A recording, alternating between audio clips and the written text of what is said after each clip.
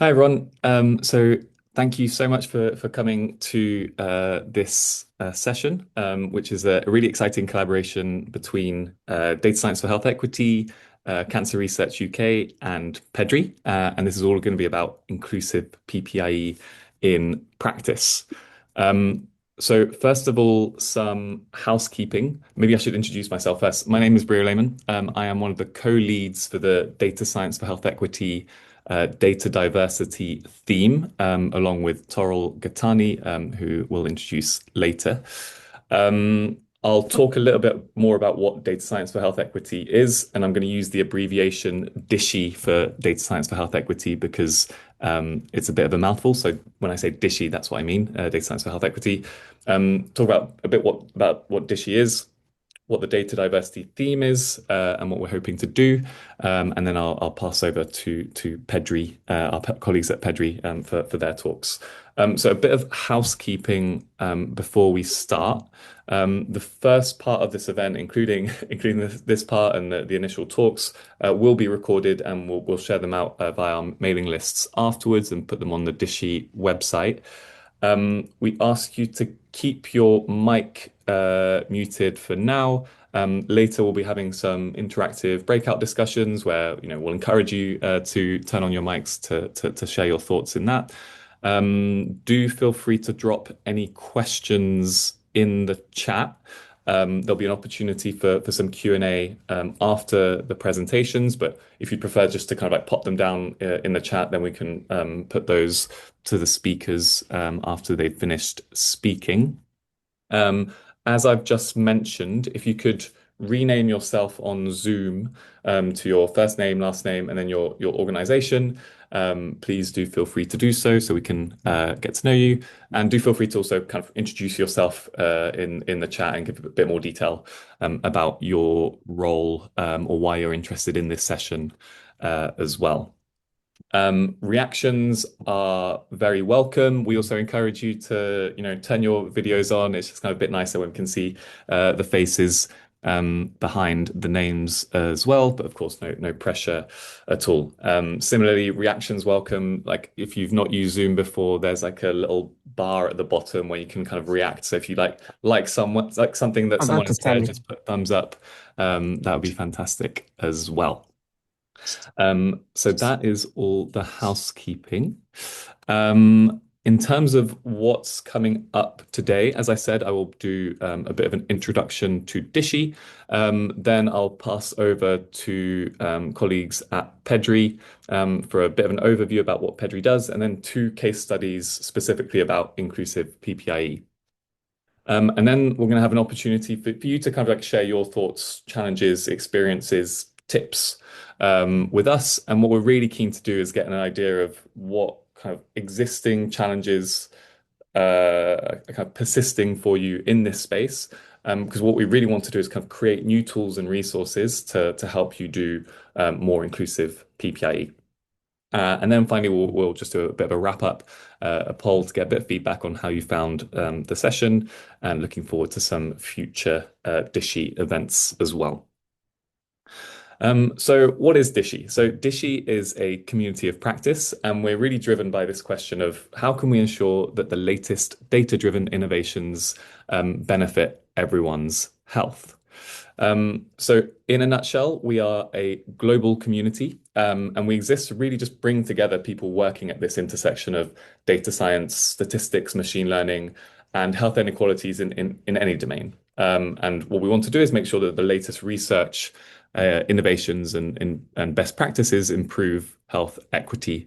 We're both interdisciplinary and cross-sector, spanning academia, healthcare, private sector, policy, and more. And really, we're just kind of like a really broad umbrella existing to bridge these gaps between these disciplines and sectors. The way we're structured is largely around themes, and these are focus areas led by members of the community to really shine a light on a specific area and to try and drive improvement in those specific areas. So this session is part of a relatively new data diversity theme led by myself and Toril Gattani. And this is actually a partnership with Cancer Research UK. And our aim for this particular theme is to empower researchers, clinicians, and patient advocates, which I think quite a few of those are here, with the tools, evidence, and skills to promote diversity throughout the research life cycle so that, similar to our grand vision, that advances in biomedical research benefit everyone. And the way that we're trying to do this is through kind of three main streams. One is education and training, so helping improve best practices amongst those who are undertaking or involved in this research, uh, creating new tools and resources to help researchers embed inclusive practice throughout their own research, and then practical evidence of these tools and resources actually working. So this is kind of the way we're approaching the general this general challenge. And one stream of events that we're doing at the moment, of which this is the first, is co-hosted events starting from now, targeted at researchers for each stage of the research lifecycle. And this has three main objectives. One is to highlight the amazing work that has already been done by folks elsewhere, like PEDRI, and explore some of the ongoing challenges. And then finally to identify, the priorities for future action. And something I should have mentioned is that DSxHE is largely volunteer-led. And so what we want to do is kind of convene a group of volunteers to co-design and co-develop new resources to fill some of these gaps. So that's an introduction to DSxHE and data diversity. A bit of a whirlwind tour, but there's more information on our website, which I'll share later. So this is our first event, as I said, with PEDRI. And before we get started, I just wanted to run a quick poll, just to get like a sense of where everyone here is at in terms of PPIE in their own research. So if you could either like on your phone, you can like scan this QR code, which will take you to a Slido. Or you can open up a different tab, type in slido.com, copy and paste that number. And then we're just going to go spend the next like couple of minutes going through a couple of questions just to help us get a sense of like how everyone here feels with respect to inclusive PPIE. Okay, so you'll still be able to kind of scan the QR code here. But the first question is, how confident do you feel about embedding inclusive PPIE in your research? Okay, lots of movement in the figure here and a nice spread of results. So I'm just going to leave this up for a second just to give a chance for people to respond. I think once it stops moving, that's when I'll move on to the next question.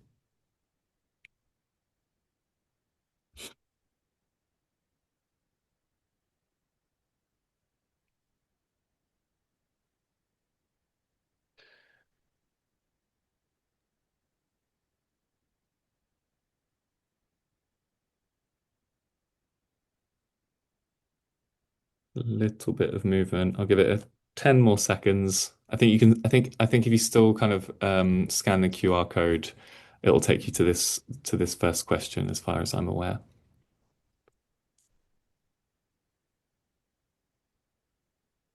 Okay, so most people here moderately confident and then kind of equally spread between slightly not at all confident and very confident. And it looks like maybe it's just one or two people who are extremely confident, which given we have colleagues here from Pedri, I'm pleased to see. Right, next question. What do you consider to be the biggest barrier for you to embedding inclusive PPIE and engagement in your work?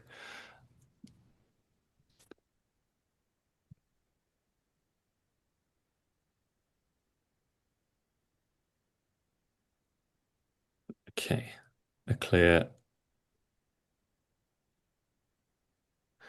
a few clear themes here. Time, money, resources, funding.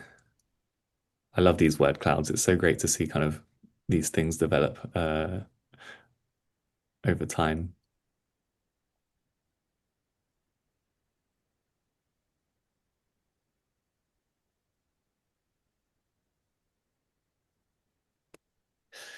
Okay, awesome. I'll just give it a few more seconds as a few people are typing.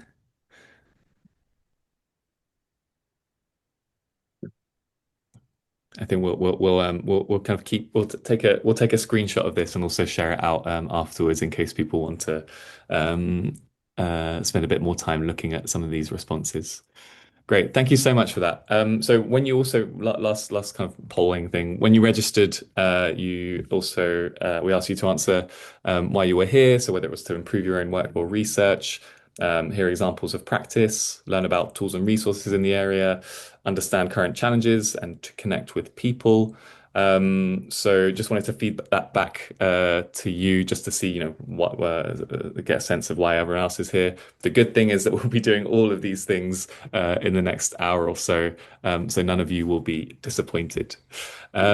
Right, so that is it from me. So I'm going to pass over to Samira Khan from PEDRI, who is the Senior Partnerships and Operations Lead at PEDRI, who will be giving an overview of PEDRI's work. And I'm going to stop sharing, and hopefully, Samira, you will be able to share your screen. Yes, thank you very much, Brielle. I'll just start by sharing my screen and then just know once that's coming through for you.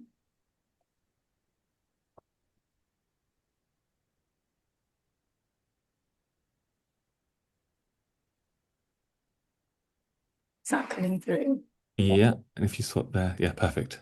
Brilliant. There we Lovely. go. Thanks, Samira. Excellent. Thank you for the introduction. Hi, everyone. As Bill mentioned, I'm Smira Khan. I'm the Senior Partnerships Manager and Operational Lead for PEDRI, which is the Public Engagement and Data Research Initiative. We have nothing to do with the Spanish footballer, just to put that out there. And I'm joined by colleagues Tracy Jackson, who's a Senior Research Fellow and PPIE Lead at the Usher Institute, Judith Fisher, who's a PPIE Lead at the School of Medicine and University of Dundee, and Rachel Hill, who's a public co-lead on the projects as well. So you'll be hearing more around practice and examples from them. So I thought I'd start off with a bit of an overview of what PEDRI is all about, and then just give you some examples of some of the work that we've been doing around equity, diversity, and inclusion before I hand over to my colleagues. So just in terms of founding and membership, PEDRI, it was founded by ADR UK, HDR UK, and the Office for National Statistics. And these organizations came together to really kind of work in public involvement and engagement and to kind of work collectively in this space. So we are a sector-wide partnership across the data-driven research ecosystem, meaning that we work across the whole kind of academic institution to public bodies to data custodians. So our focus is on data that has a real impact on people's lives. So that includes health data, administrative data like education or social care records, but also statistical data that's collected through surveys and censuses as well. So we're very much data agnostic. And we do collaborate with industry as well, so partners who are increasingly active in the space. So the idea is to ensure that wherever and however public data is being used for research, there's a high standard of trust and transparency and public involvement actually guiding that work as well. So you can see we've grown significantly since 2023 when we first established, and we now have 20 organizations that are part of PEDRI's family. And then very quickly, I just thought I'll go over our strategic objectives. So our strategy is built around 5 objectives that we've developed in collaboration with our partners and stakeholders. And each one reflects a priority area where we've seen opportunities to work collectively to strengthen public involvement and engagement across the sector. So I won't go through all of them, but the key here is really kind of avoiding duplication of effort and working collectively where we have similar agendas when it comes to involvement and engagement in the space of data and statistics. And equity and diversity and inclusion is something that we weave throughout all our work.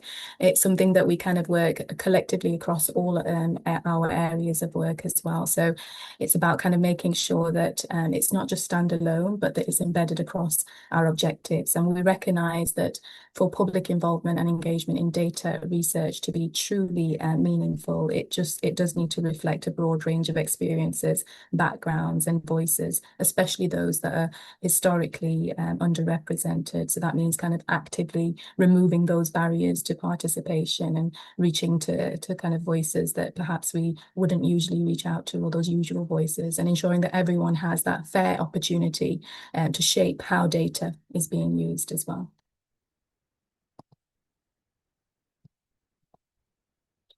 And then I just wanted to kind of go through our good practice standards, and we have a whole standard on equity, diversity, and inclusion.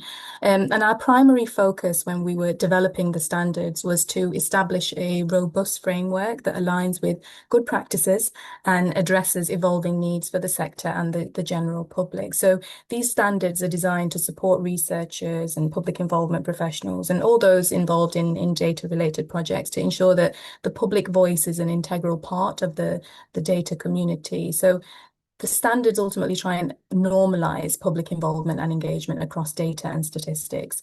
And it's kind of embedding it as a core part of ethical and transparent and impactful research, which is really crucial. So we've also developed a implementation toolkit as well. So it's great developing standards, but how do we implement those? How do we actually use those in practice as well? And how do we evaluate those to see how they're working in practice as well? So we've developed a toolkit alongside this as well. And it's about applying these standards to try and build this evidence base and learning of what works, what's acceptable, and also trying to look at what we could improve as well, and what improvements are needed in terms of patient involvement and engagement across data and statistics. And we do want to develop case studies to help the community to be able to establish that as well.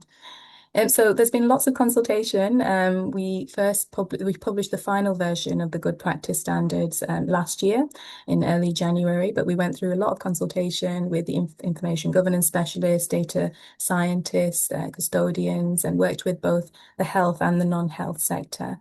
And equity and diversity and inclusion kept coming up as a key principle when it came to embedding involvement and engagement across data and statistics. And the key message that kept coming up is that if we constantly hear from a narrow group, we do risk building data and decisions that only serve a narrow few. So this standard really does help that protect that kind of legitimacy of what we do. So embedding PPIE and EDI in public involvement ensures that insights actually are shaped better and they're more inclusive, and that public trust is actually earned and not just assumed as well. And then I just wanted to share this quote, but there's a QR code there, so you can have a look at the more comprehensive version of the standards. But this quote is something what somebody said, and let me just click so you can see it, that it's not about getting people to trust you, but it's about demonstrating trustworthiness. And I thought that was really interesting. So instead, it's about consistently demonstrating qualities and behaviors that naturally inspire trust. So in other words, it's kind of trustworthiness comes from actions that show honesty, reliability, competence, and integrity over time, rather than simply asking or expecting people to trust you, which was really interesting. And I think it interlinks with all our standards, and especially speaks to equity, diversity, and inclusion as well. And then just to put a spotlight on EDI, this is the kind of example that we have under the standard for EDI. So EDI refers to the fair, balanced inclusion of people with different backgrounds. I won't read that out, I'll let you have a read, but it helps make data more accurate because it brings in perspectives of people who actually live the realities behind the numbers. So communities can highlight, where data is missing, where our categories don't actually reflect lived experience, or where there might be barriers in terms of language and digital access. And some of you just showcase as well some of the challenges that we have when it comes to involvement and engagement. Data literacy, language, cost, funding is a huge one. So involving the public early and meaningfully, we try and reduce those blind spots and capture more representative information. And also when it comes to statistics as well, build statistics that genuinely reflect the diversity of society as well. And then just to kind of give you an idea of what we've been doing at PEDRI around equity, diversity, and inclusion. So we ran a roundtable to explore what equity, diversity, and inclusion means in the context of public involvement and engagement. And this was to define the scope of PEDRI's focus on EDI in this space, but also identify key priorities, stakeholders, and challenges, and to understand the landscape a little bit better. There was a lot of work happening in this space, so we were keen to bring together organizations to have a discussion on how we can take some of this forward and how we can work on it collectively and find solutions collectively. We're also a convening entity and we have partner organisations and we support organisations. So we have been supporting our partners, Research Data Scotland, in running a roundtable on equalities data. They've been doing some great work on that, and also working with Health Data Research UK on the Take the Lead programme for underserved communities in data as well, which had an overwhelming response in terms of communities that were really interested in being involved in data. And we can share more information on that as well. So just in terms of the roundtable and some of the key themes that came out of the roundtable. So what we did is we invited our partner organizations and other organizations that were planning stuff around equity, diversity, and inclusion to come together and have a bit of a discussion. And these are some of the themes that came out of that. We tried to cover all four nations, and we had both the health and non-health sector as part of that roundtable as well, to really kind of make sure that it's reflective of the community across the four nations. So equity in data, I think some of these won't surprise you at all in terms of the themes that arise from the roundtable. Equity in data was actually one of the strongest messages. You know, the need to actually look backwards as well as forwards was something that came up quite a lot. And it's something that we need to really think about in terms of, you know, who is represented, who is missing, and how categories have been defined as well. There was discussion around kind of bias in that space as well. We talked about participation and inclusion, and there was a real clear emphasis that public involvement shouldn't be a one-off activity, and instead it needs to be running across the entire research journey as well. And from the poll, I can see that there's a lot of people that are quite confident with PPI, which is excellent. So, you know, making sure that we are weaving it across our research projects is really important, right from shaping the research questions to sharing the results is crucial. Intersectionality was another thing that came up, a key theme, and it was about recognizing people's experiences are complex and layered. And if we oversimplify or aggregate data too much, we can erase those important differences, which I found really, really interesting as well. And kind of also thinking about how we kind of miss inequalities in terms of overlap as well. And trying to move beyond those single categories was another thing that we were talking about, which was really, really interesting.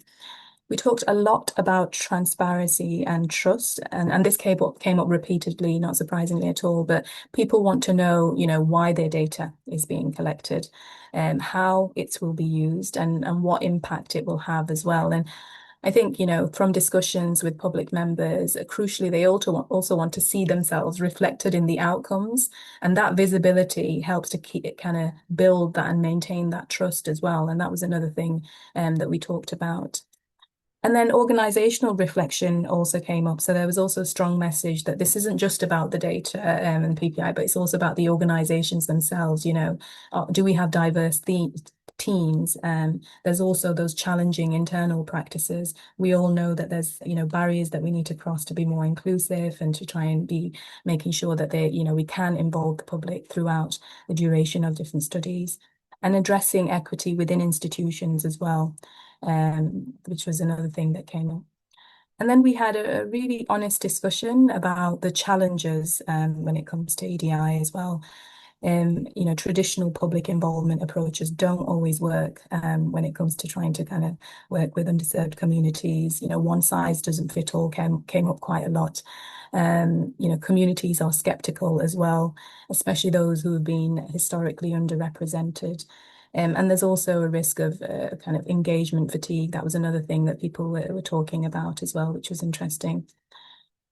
So yeah, we had a public advisory group meeting a couple of weeks ago, and we were talking about EDI, and we had a discussion that diversity often is something where you invite somebody to the party. It's often referred to where, you invite somebody to the party and that's diversity, but inclusion is when you actually ask them to dance. So it's fine to kind of have the representation around the table because we're keen to have different representation around the table from different communities, but are we actually asking them to dance? Are we actively involving them throughout our projects? And I found that really, really interesting. But yes, I'm sure we'll learn a little bit more about how we should be dancing with our public contributors. But just in terms of next steps and some of the risks as well that came up in the discussions, we talked a little bit about kind of the lack of standardization. So one key risk is inconsistent data collection without standard approaches, and data sets are harder to compare and inequalities may be missed. There's some fantastic work already happening in this space. I know the Centre of Ethnic Health have done some really good work in this space as well, and there are projects that are looking into this as well. Limited engagement as well. We talked about that there's clear gaps in who we reach. Some communities, including the LGBTQ plus groups, remain underrepresented in data, and there's huge disparities in data when we look at different projects as well. Training and guidance gaps came up as well. There's a real lack of training for data managers, providers, and researchers, especially around EDI and cultural competence as well. There are organisations that offer this training, and I know that the Centre for Ethnic Health do provide cultural competence training as well. And then representation in engagement as well. Engagement groups are not always representative, and sometimes we do kind of fall into that tick box involvement where the same voices are repeatedly heard.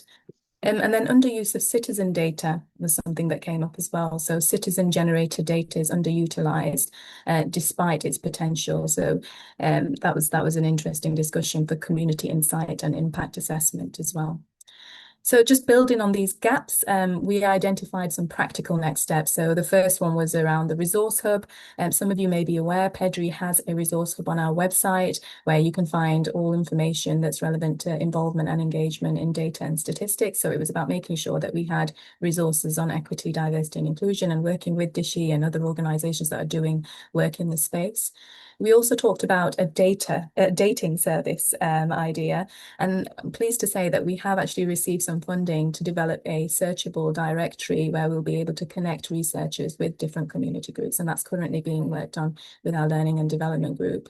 And then kind of broadening our reach and also system level engagement, so move towards more coordinated approaches and working collectively with organisations like DSxHE and other organisations that are doing brilliant work in this space. Okay, I'm going to stop there. Just some details to contact PEDRI, and also just to let you know that we are having an event on in September. So there's a QR code there if you want to access and have more information on that. I will stop sharing and I will hand over to Tracy to give you some more insights into how the good practice standards and EDI have been working.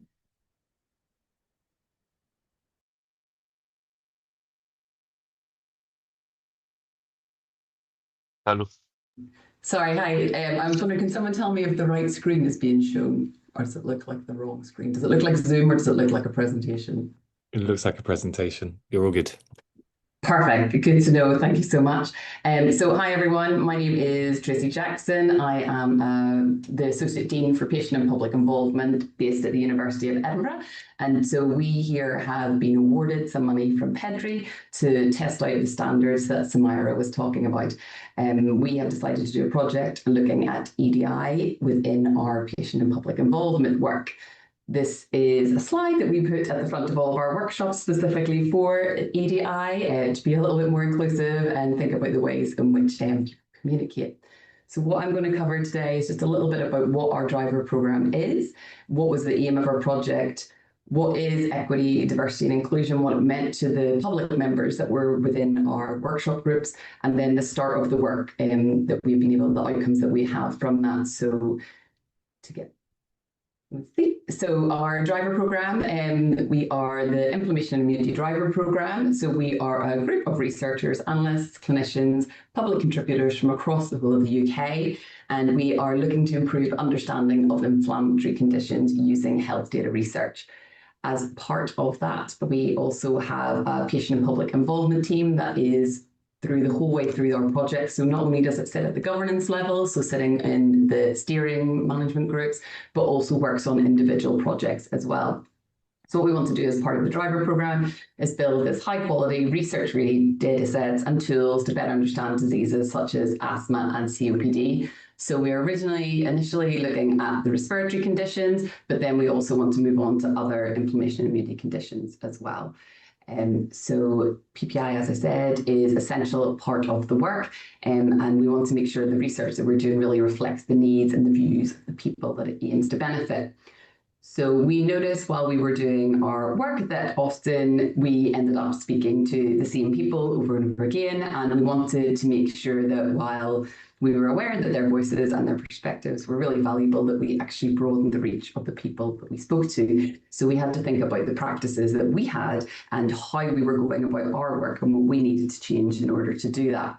So with our project, we had 3 aims. So one, speak to the people already in our team, so our researchers, analysts, clinicians, and find out what they needed to make their patient and public involvement work more inclusive. How could we support them? We then wanted to bring together about 10 to 15 public members from across the UK to create a very specific EDI in PPI panel. We then hosted online workshops with the panel. So we are about halfway through this now. So we have had individual meetings with all of the members, and we have then also had 2 workshops, and we have another one at the end of this month. What we've been doing in those workshops is exploring what health data research is, what do the terms equity, diversity and inclusion mean, challenges that people have faced getting involved, what are the opportunities, and how can we support both researchers and also public members, community members to work together. So we thought about using the word framework, but this is still up for discussion. So I think we're going with maybe guidance rather than framework. And then finally, we want to bring together some training for the researchers within our group, and that will be co-delivered with the public members. So this is our team. Part of what we did at the start was we spoke to everyone individually. So there are some people that we've worked with before, some people that we've not, some people who are a bit more experienced in patient and public involvement and research, some people who weren't. So we met with everyone individually to find out where they were, but also what they wanted to get out of working with us in the project, what was important for them. Also, we wanted to make sure that we were being inclusive with our practices as possible. So we wanted to speak to them about whether or not they had any support needs, such as whenever they were in the meetings, did they, so a couple of our members live with dyslexia, so we make sure that we send all the slides out beforehand. We also, in the meeting, make sure that we use dyslexic-friendly font as well, backgrounds, all of these kind of things to make the presentations or anything that we're doing more inclusive for people in real time. We also asked people whether they needed any support with caring responsibilities. Did they need any expenses so that their caring responsibilities could be taken care of while we were having these meetings, so they could focus on 100%, those kind of things. So it was all about what each individual person needed. So we had those one-to-one meetings so that people felt comfortable to share those things with us, rather than asking people in a big room where they didn't really know everyone what they wanted and needed. Our team are from across the UK, apart from Wales. We always seem to have an issue with getting people from Wales involved in the work that we're doing. So I think that's something that we definitely need to keep considering. But we have people Glasgow, Fife, Edinburgh, Northern Ireland, Lancashire, Liverpool, Leeds, Bristol, Surrey, Cambridge. So it was from across the UK, apart from Wales. So what we did in one of our first meetings was talk to our public members about equity, diversity and inclusion and what it meant to them. So someone asked us, well, why were we using equity rather than equality? And this is why we went with this, showing this animation, this diagram. So we wanted to talk about everyone had different needs, or they had different support needs, or they had different existing knowledge. So it was about having that individual support rather than just giving everyone the same thing. So that's why we've gone with equity rather than equality. And then this is a quote that actually Zamira just referenced in her first one there, about diversity as being invited to the party and inclusion as being asked to dance.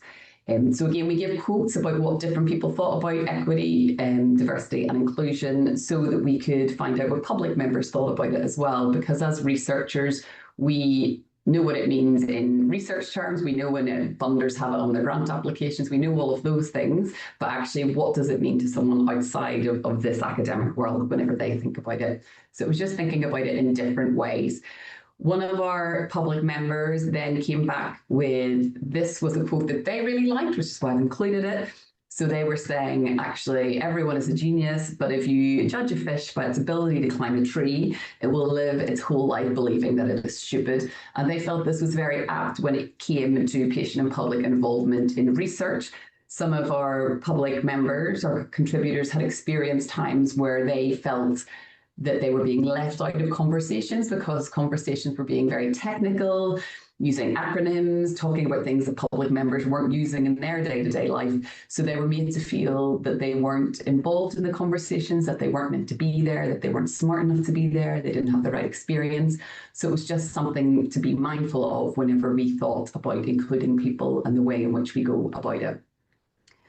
So we decided on what is equity, diversity, inclusion. These were the three definitions that we as a group with the public contributors that we all thought of together about how we would define them, and that's what we're using in our guidance going forward. I'll not go through them. I believe these slides will be shared afterwards. So what we are doing is we're building a whole raft of guidance, but at the very end of it, we're going to have a checklist of things that people have to consider. So these are sort of the top, or there are 5 examples of things to consider whenever you're planning patient and public involvement and thinking of the EDI. So at the very start, when you're planning it, your goal should be about building strong foundations. So thinking about, do public members know what it is that you're doing? Have you given them the information that they need to know in order to be properly involved, engaged? Is it accessible? Is it in plain English, but also is it in different languages, depending on who it is that you're trying to attract and who you are trying to get involved in your work. So making sure that you consider who it is that you're involving as well, identifying maybe groups or communities that you want to be more involved and how to respectfully engage with them. And that takes a lot of time and effort to build up those relationships. And so it should be something that is done over a long time and not just dropping in and being very extractive and taking people's lived experiences and then just going back and then never being in contact with them again. So it's thinking about how to do things in a respectful way. Things to consider before the activity. So if you've planned your activity, what you want to do, your goal here is to prepare for meaningful involvement. It is better to prepare. I would say let's not just rock up at activities and think everything's going to be great. Think of things that could be happening. Do a mini risk assessment before. Do you have technical language access support arranged? How are the timings of the activity? Are people going to be sitting online for 2 hours? Do you need to think of breaks in between? How are you making sure that people aren't just going to be, as I say, you're asking them to commit to like a long period of time of not moving as well? What are your venue requirements? What are any adjustments that you need to make? We had a situation where one of our public members informed us about a meeting that they had been invited to, and the adjustment that was made, they were a wheelchair user. The meeting was held in a building that didn't have any lift or anything that was accessible in order for them to get into the room. So the adjustment that was made was that this person could join online. So I think the good intentions were there, but ultimately they were the only person joining online and everyone else was meeting in person. So that needed a little bit more thought about actually not othering people and how to make it more equitable. So again, considering that one-to-one meeting initially, so you can talk through people and their needs and their expectations and how everyone can support one another. During the activity, what your goal is here is to enable inclusive, meaningful involvement. So using plain, inclusive, respectful language, and that's something to co-create with your group at the very start. That's what we did in our project, talking about how do people want to interact? Do they want to put their hands up? How do they want their mics off? How do they want to be spoken to? Treating each other with grace, with patience, all of these kind of things. And being aware that everyone may want to contribute in different ways. Some people love to talk. Some people would prefer not to talk, but are very happy to type into the chat box. Maybe some people like to take it all in, go away, have a think about it, and then email you afterwards. So it's just making sure that people are aware that all these means that we can support them. I would say it is really important for group dynamics that they are managed effectively, and it's not a case of inviting lots of people, but actually only 2 people do all of the talking. That wouldn't be meaningful involvement, and it would probably not be a great experience for the other public members that were there. And then again, encouraging public members to contact afterwards. And then after activities, so this is about closing the loop and improve. And I cannot tell you how many times I have had public members tell me about experiences where they have met researchers, they've given them their time, their thoughts, their perspectives, and then they never ever hear anything again. And it's really quite upsetting for public members because they don't know, is that what the researcher wanted? Did I say something bad? Is that why they've not got in touch? It just leaves them very confused and also a bit like, well, why would I help that person again? So it's really important about closing that feedback loop and coming back to public members and saying, you said these things, this is what we did, like this is the impact that we had, like thank you so much, and just making sure that you're completing that feedback loop. Again, financial contributions, reimbursement, they need to be completed promptly. People shouldn't be left waiting for their compensation. And that is me. So I think I'm passing over now to Judith.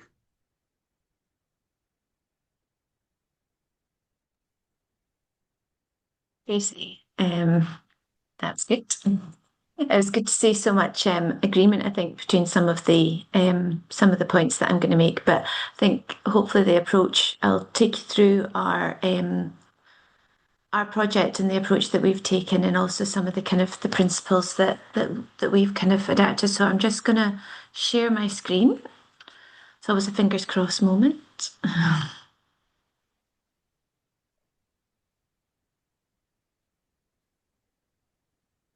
And do the slideshow. Hope everyone can see that okay. Yeah, it looks great. Thanks. Oh. That's it.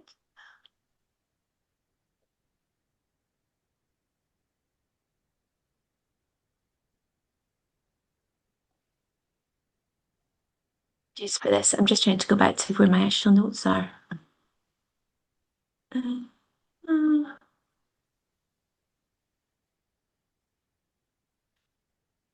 Sneak preview there. Okay. Well, I think you might end up getting a lot more ad lib than I had intended, but that's absolutely fine. So if I just start with the beginning. Okay.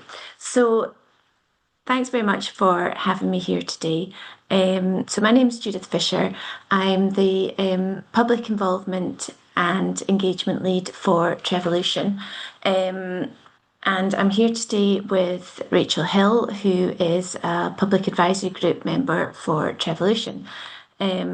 So I'm going to explain a little bit about Trevolution, what the project is, and I'm then going to talk about the approach that we've taken to involvement and engagement, and then I'm going to talk about our kind of what we found in terms of the key principles for having robust equity, diversity and inclusion. So Trevolution is a project that takes trusted research environments, or TREs, and joins them together. Trusted research environments are essentially like data reference libraries. So you can look at the data, it's depersonalized, but you can't remove it. So personal data or sensitive data is information which relates to living identifiable individuals.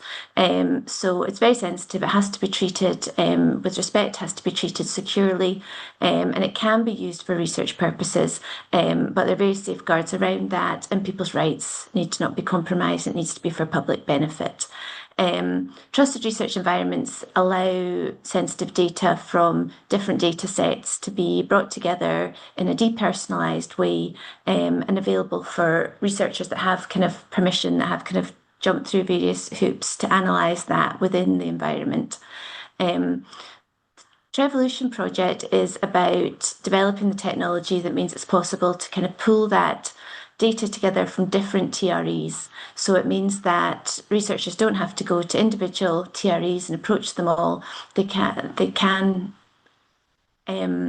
approach one eventually, is the idea, and be able to pool them. So that'll save a lot of time, and it'll make it possible for research results to be found much more quickly. So Trevolution is developing the technical infrastructure around that, but also the kind of standards and safeguards that are necessary for that to happen securely and in the public interest. So there's substantial potential public benefit there, but given that you're working with people's sensitive data, there's also significant potential risks in bringing that together. So when we were setting up the project, it's a 2-year project that's funded by UKRI, we had to think about how do we have a project that has real and meaningful involvement and engagement in a project that's only 2 years. So you're starting essentially from scratch, but how do you have that, especially when you consider that for so much involvement and engagement, so much of it is about relationships and relationships of trust. What we decided to do was bring together a kind of multi-layered approach to involvement and engagement, and we've got the kind of the flow chart here that talks us through it. So we have 2 public leads that work together with our public advisory group, which consists of 10 people who are from across the UK, and it's a very diverse group that they bring their own kind of experience and expertise, and we've been incredibly fortunate to have such a kind of energetic and engaged advisory group. And their role is to be the kind of the consistent voice right through the project, and to ensure that the other pieces of engagement that take place are all kind of fed through into the different project streams, right through what's quite a technical and complex project. We also wanted to be very sure that we were hearing from underserved communities, people from underserved communities. It's particularly important when we're considering trusted research environments, because we have found that particular groups that we have maybe particular stakes or maybe particular challenges in terms of thinking about their sensitive data are less likely to have been heard from previously. So that would include, for example, people from minority ethnic communities who are less likely to have perhaps relationships of trust with institutions like the NHS, partly because they may have experienced institutional racism, and are less likely to be comfortable with their health data being used for research purposes. It's also thinking about people who live in areas of multiple deprivation, who may have a larger government footprint than the average, and may feel that they're perhaps more at risk of what's going to be the data is going to be used for. Is it going to be used for their benefit, or actually is it more likely to be used to stigmatise them further? So particular issues that some communities have to hear from, and we really wanted to make sure that we were hearing their voices. We've worked together with an organisation called Cities Lab, who are based in Nottingham, and they describe themselves as radical cartographers. And you can see that they have a map here that's a 3D map of Nottingham. And we've brought together different groups. We've worked with organisations, worked with the King's Trust, with young people who are not in education, employment or training. We worked with the University of Third Age to engage with older people. We worked with community leaders in the Meadows area of Nottingham, which is an area of multiple deprivation.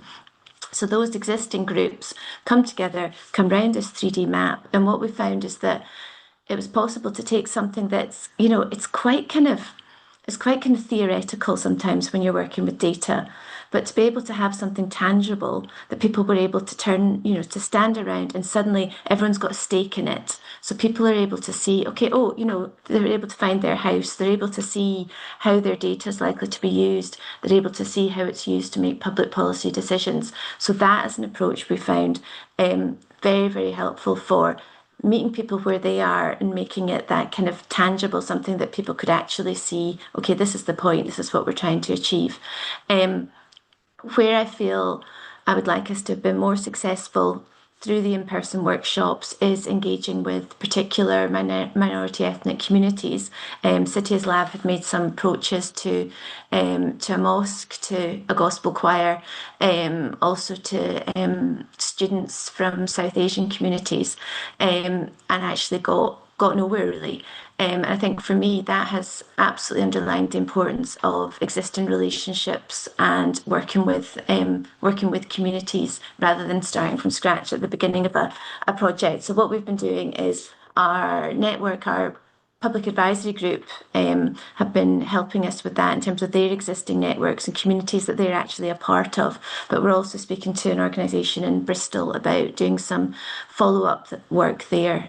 So it's all about kind of continuing to learn lessons and continuing to grow, I think, as a project. Other kind of stream that we have to our involvement engagement work is around, we have these online collaboration cafes where they're roughly fortnightly, and we bring together groups of stakeholders and people who have been a bit involved before. So maybe they're a public member at an individual trusted research environment. So people who are able to engage with the kind of some of the nitty-gritty questions, because we wanted to get a sense of where people are on a top level, but we also wanted to get real involvement and real change with some of the nitty-gritty questions about how it's all going to fit together, how it's all going to work. So to do that, we've had this continuity through the fortnightly collaboration cafes. We've got a group maybe of about 50 odd people from across the UK who've been willing to give us their time on that kind of ongoing basis. So that's kind of how that's our kind of different streams of it. But I was thinking about the principles of what we found to be particularly important in the project. And I'll move on to our next slide. So we've used and adapted and we adhere to the PEDRI framework that we heard about earlier, and that's incredibly useful for us. But I wanted to think about, we've been slightly more of a personal response to that today, and thinking about what has been particularly important for this project in making sure that we are achieving or in the process of achieving, because you never get things entirely right, good equity, diversity and inclusion. So firstly, I was thinking about respect and contributions, and there's so many facets to that around the culture. So thinking about group dynamics, thinking about power dynamics, thinking about how and where and when you run meetings, and who feels in control of that. Also thinking about money. I think Tracy made some very useful points there about it's not just about the honorarium and the payment people get, although that should be a given. It's also making sure that people feel comfortable, that people don't have to follow things up, people don't have to ask for their money, because, you know, who feels comfortable doing that, and that kind of respect around that. And the point about feedback, where I'd found with our public advisory group, as we were hitting the first year stage, there was a lot of, they'd been giving and giving and giving, but they wanted to know, well, what difference is it making? How is it affecting? Are we wasting our time here? And that has been incredibly important, I think, for starting to say, this is the difference. This is what, because you said this is what's changed. I think that's something that's been incredibly important for building the kind of relationships across for us as a team. It included humility as the second one there, which is not a word that we maybe often use in this kind of sector, but I think is very, very important, because actually good public involvement and engagement is about personal qualities and how that translates into the group. The way that we work with research, you have to do so much planning, you have to decide what you're going to do to be able to apply for research funding. But when you then get in with, you're working with members of the public, you have to be prepared to change course, because otherwise, if you're not prepared to change what you're doing, then actually they don't really need to be there. You know, you're just asking people questions when you think you already know the answers to them.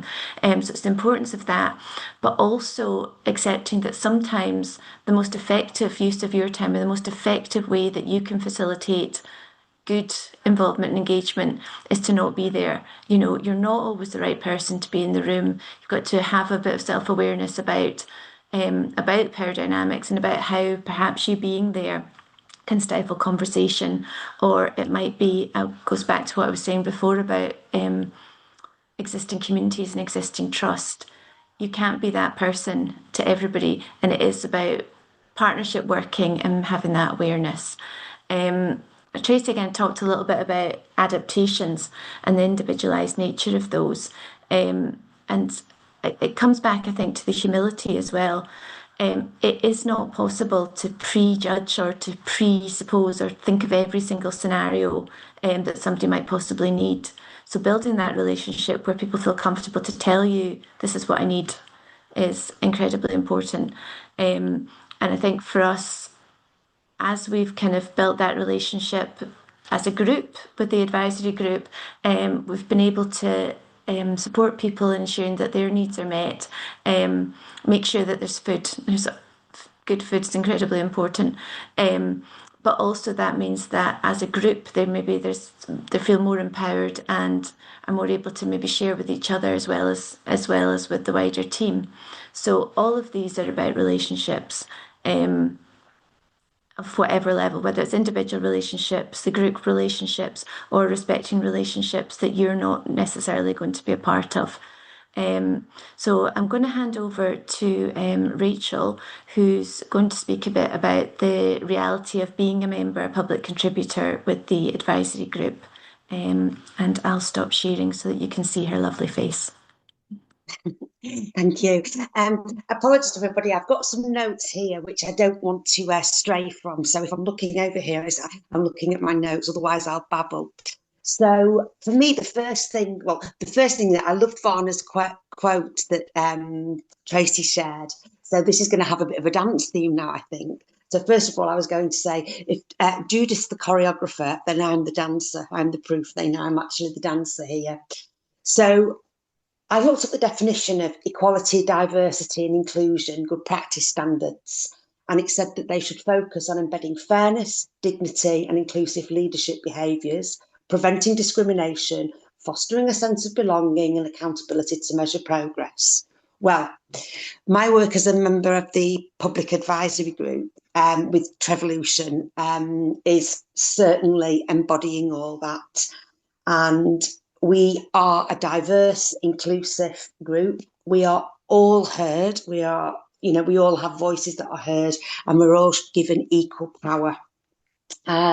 We are 10 people. We have a rich ethnic mix and cultural, educational, geographical backgrounds. We all have personal experiences of our own health journeys and perhaps disabilities, yet we are all equal. We all have that equal say. When I first joined, I thought, oh gosh, I'm punching above my weight here in this group, because there was one of our researchers, one of our members is a doctor. And I thought, but no, not at all. I'm certainly punching with the best, with them. What was the next bit? Yeah, the space to be heard and ask questions. I was always the kid at school that always put the hand up and said, I don't understand, and felt a bit intimidated that a lot of this research technology is beyond me. I was a secondary school teacher, and coming from education thought, this world of academia, I'll understand it, but goodness, you guys live in a different universe. But it doesn't matter. I'm respected, never made to feel stupid, or doesn't she know that? And actually, people actually say, oh, that's a really good question. I was in a collaboration cafe just before, and one of the questions I raised, somebody else said, oh yeah, that's, never really thought of that. That's a really good question. So you've got this, you're just learning constantly, and don't feel intimidated by that. In fact, lack of knowledge isn't seen as a negative. It's seen as a point that needs to be addressed, and perhaps other people have overlooked. We do huge myth busting. I thought that researchers were these people in white coats that really, they were doing research to have another paper added to the university, or because they wanted to become, it was a postdoctoral award. Not at all. the people that being in Travolution have afforded me to mix with, the researchers at events that I've been to, particularly in York, researchers are genuinely interested in the same reason why I am a member of a public advisory group, because they want to make lives better for the public, for patients, for the population, for the population of people in general. And that passion really came through in all the events I've been with, where I've met academics, clinicians, and the researchers themselves. So it's really debunked that myth. Personal benefit, goodness. For myself, I feel valued. I have improved self-esteem and confidence. And in other areas of my life, I am much more vocal. For example, if I go to the doctor or if I go to the local council meeting, it has a real crossover effect. And I recently joined my local surgery's patient advisory group to have a voice in there, because, you know, I thought, yeah, I can do this. What is important to me is that health data, and I want that to improve my life, of course, the life of my family, and of course of the wider the UK and globally. And yeah, I want it to improve the opportunities that the NHS provide. I didn't think there was a way to do that and to have my voice heard before joining the PAG at Travolution, but now I see that there is, and working collaboratively with them produces better outcomes for me, for Travolution, and for the public. This is why we're here. People that I've met in person, as I've said, are all genuine, want to improve the health of the nation, want better services. Yeah, and I now also understand a little bit more about the difficulties that you have as researchers, that it's difficult to get the data. It takes so long. You've been given a 3-year grant, yet here you are 2 years down, and you can't even access the information. That's crazy. This is what we're doing here. We're speeding up that access and making it robust and safe. And, you know, when the public are so sceptical about sharing data, we can bring what we do in Travolution and say, it's okay, look, these are the measures that are in place. We're going to be safe. So it's really, you know, debunking this, oh, you know, if I give research, if I get involved in research, I'm going to be leaked all over, you know, the news. No, not at all. What else did I want to say? Oh, yes, my insights from work that I've particularly done with Travolution. I've been to York and networked with all hierarchies, and people wanted to approach me. I saw it as a network opportunity for the big wigs, you know, for everybody at the top. People were coming to me and saying, "We're really interested in the work that you're doing with Travolution, Rachel. You know, could you explain a little bit more?" So I was networking. It was fantastic. City's Lab, which Judith's already shown us. Oh my goodness me, that was such an experience. And knowing that they've got primary school children involved and older people. I've completely forgotten his name now. John, who led the session. He's like, you know, so intelligent. His brain is huge, but he made it all accessible. And this map lit up. We could touch it. We could feel it. You can, you know, really interact with it. And it made research accessible, understandable, and showing how the data that we give is safe. It's not identifiable. It's fantastic. I went to Nottingham and had I met Jonah, who I'm working on a subgroup with, and because I've now joined a tools and adopters group, I took part in the most fantastic co-production workshop with him, and again, more people with big brains, where they were asking me, what do you think? What do you need? Is this okay? And I co-designed a piece of work that is going to be put as a video on YouTube for the general public to watch, to increase their feeling of safety and security in the data that they perhaps will give. So that was just wonderful. All these events have been fully inclusive, as both Tracy and Judith have alluded to. For example, I don't travel well on my own, so my husband is, it comes with me so that I'm able to attend face-to-face events and aren't stuck online while everybody else is having the nice food at these live events. So yeah, I've put here a little note. The work that we're doing is walking the talk, or as Verna put it, we're dancing. We're all dancing here. There's a huge ripple effect. I'm taking what I learn with Trevolution into my local community so that the people there understand more about research and that it is safe, that, researchers don't want to do research to plaster us all over the news and demonise us. Not at all. It's opened up a whole new world for me personally. I did a course recently on how researchers code, how you code all your information. Amazing.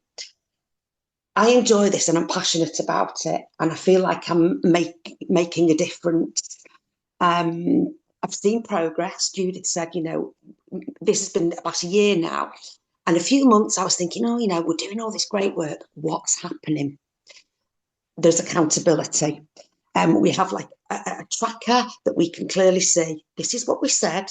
This is what's been done. And this is the result of it.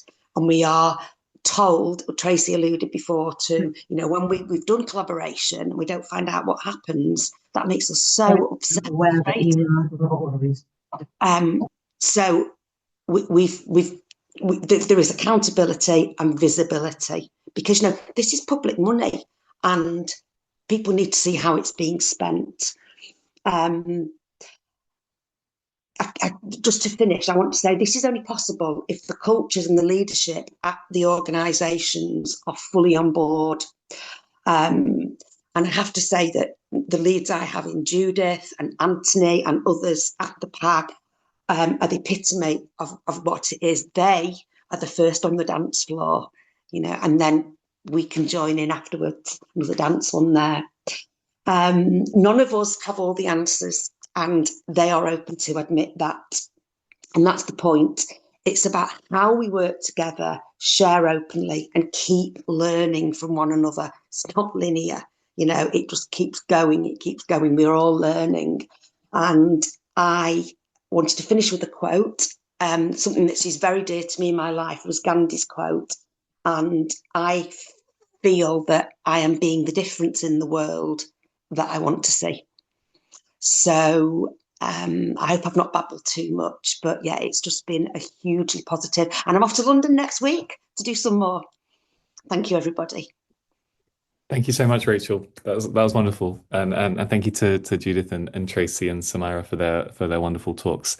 I love all these reactions. That's wonderful to see.